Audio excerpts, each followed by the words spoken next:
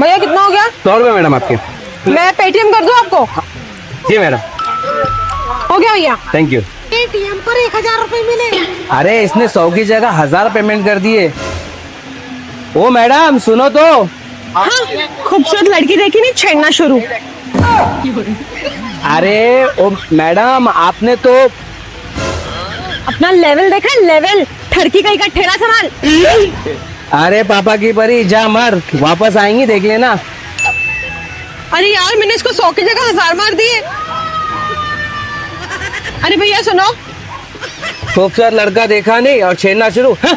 अरे भैया मेरी बात तो सुनो। लेवल देख अपना लेवल।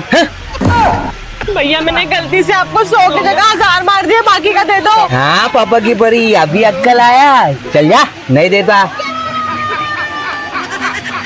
पानी पूरी वाले भैया से नो पंगा।